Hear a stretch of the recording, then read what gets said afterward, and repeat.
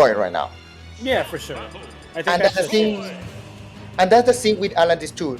There are not so many snakes as there are Roy mains, but AlanDiss has also been in the discussion if he's the best or the second best snake in the world.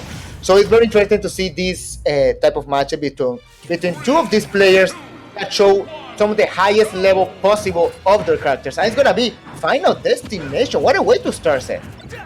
Man, we're getting right into it. AlanDiss Goblin on this FD starter stage. A very interesting choice in this matchup. One that I don't think a lot of people are expecting, but already AlanDiss with those explosions going to try to create a minefield for Goblin. But I really like already Goblin's approaches. He's going really high there when AlanDiss is kind of forcing himself into the corner. But man, what an explosive! Dude, what happened? Do you know what happened? Because I don't know what happened. He just went from like 80 to 117 in like a matter of a second. A Michael Bay movie happened. That's what happened. There's no budget in this movie. As many explosions as you want, man. It's gonna be ridiculous. And controlling the stage very well here. Actually, I'm pretty surprised that Goblin allowed this stage. I think he was going to have advantage or try to prefer it going with the platform, but now controlling very well the stage, anticipating the roll. Very good from AlanDiss. Now has to control it. Now the setup. How are you gonna come back? You have to deal with all these explosives right now. He's literally putting up a minefield for Goblin. Goblin getting swarmed by the pressure there. Look at him in the corner. He nods his head. He's like, dude, what am I going to do to that? I've never seen so many grenades being pulled out. I know AlanDiss gave an estimate around 26 to like 30-something grenades per match, but I feel like we're going to see so many more than that versus Goblin and this, where you want to contain the aggression that Goblin is going to on display, and already with the setups, down throw into the down B, 52% off of a little three-piece from Snake, a character that doesn't get insanely long-winded combos, but those combos that do hit are going to do so much damage and create some really scary situations for you. And look at the way to return to the stage, going with the pure reverse grenade, surprising, not only surprising Goblin, but going with an offensive technique, tactic with the grenade at hand. So very creative here, AlanDiss, showing all the tools and the ways to use an Snake. Goblin right now, as I was expecting, to be honest, adjusting to the way that AlanDiss is playing. That was a very good explosive awareness combo from Goblin. You know, we talk about snakes and their combos and all the things they post on Twitter, but every character can definitely combo off of those grenades, you know, bar a few. But now we're seeing Goblin with a little bit of aggression, gets a double nair, but that grenade out is going to be a frame one option to get out of disadvantage. One of the best combo breakers in the game, especially with how heavy Snake is. It's going to make it so that Snake is going to get explosive trades that he's going to be super advantageous in. Of course, and now Goblin with a juggle situation on AlanDiss, but these wave bounces are going to be so crucial getting back to the stage. And you see that there, that grenade is going to force your opponent that is trying to pressure you on the ledge to shield, which is going to give you time to get back to the stage. So it's very good from AlanDiss to throw out these, but that is a very high forwarder to contest AlanDiss in the air, and another wave bounce onto the ledge, and Goblin's not really catching onto that so far. Okay, very good what he's been doing here. Roy controlling the stage, and Goblin is now working hard on the comeback here. Actually, the percentage are still like, don't focus too much on the percentage right now. Both of them are gonna explode with any good hit, and we're now having a lot of difficulty. Oh, sneaky side B there from Goblin, getting the stock from all over the other side of the stage.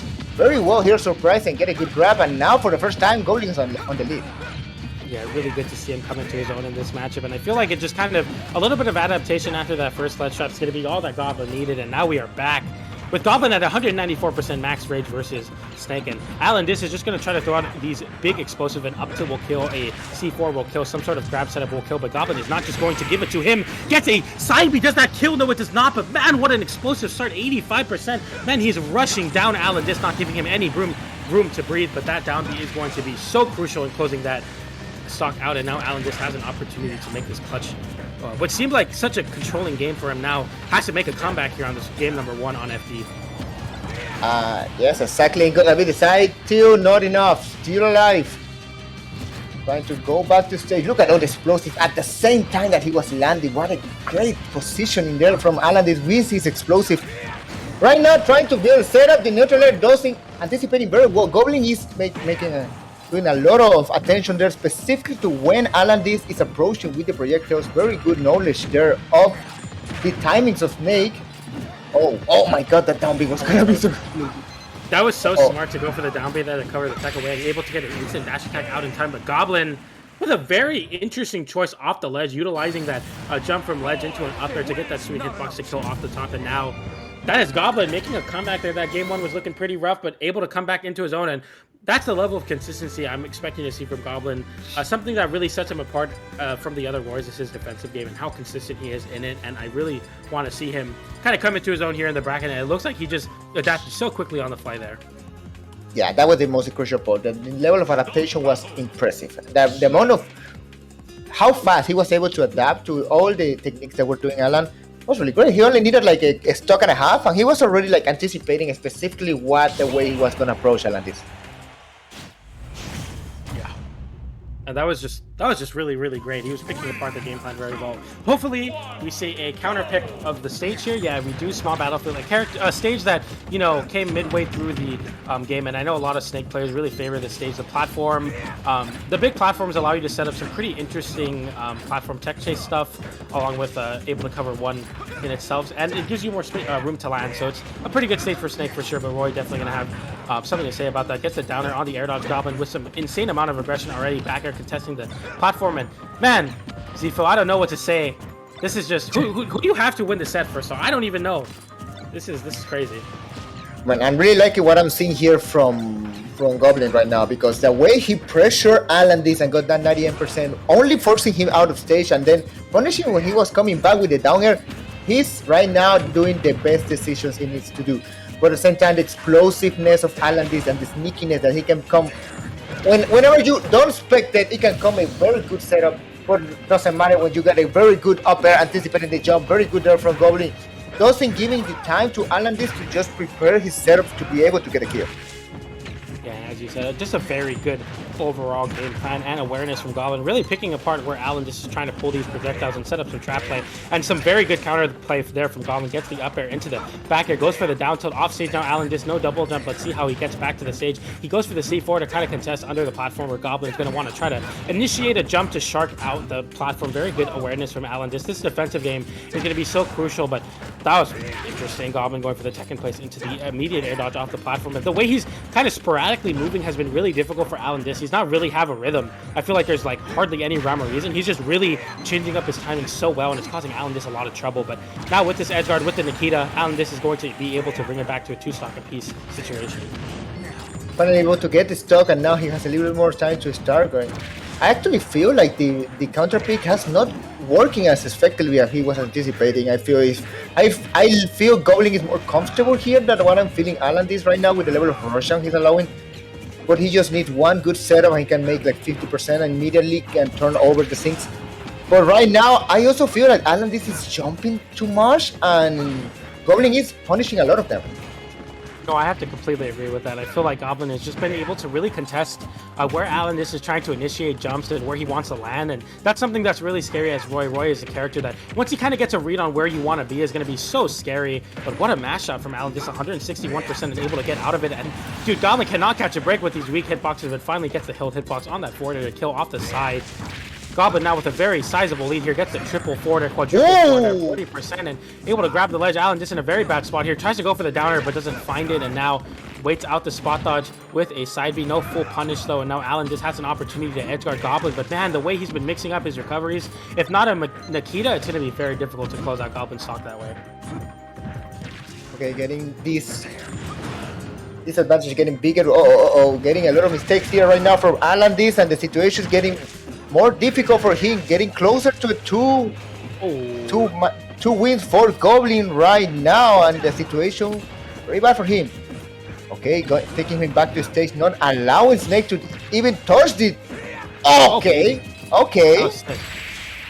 I'm really interested to see why, but wow, an up air, falling up air at 168%, not able to take it here, even on small battlefield. And now AlanDiss trying to make something happen, but that up tilt is going to cover the platform. AlanDiss getting called out.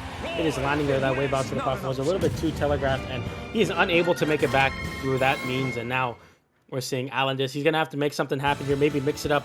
And because Goblin is definitely catching on to it, and he's looking much more confident than he was game number one. And even game number one he took, so man, it's difficult.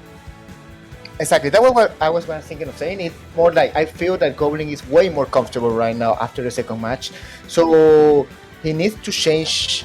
AlanDiss needs to change something. I think the stage was not a good option. I feel he made Goblin more comfortable. The Ironically, it looks like Final FD was actually the good option to begin with, even though I was thinking that Small Battlefield was going to be the stage. So maybe he has to go back to the first stage, right? Go to something more flat, more space around. Let's see, it's going to be Final Destination indeed. We're going back here, and this may be the last match of AlanDiss if this combo continues on.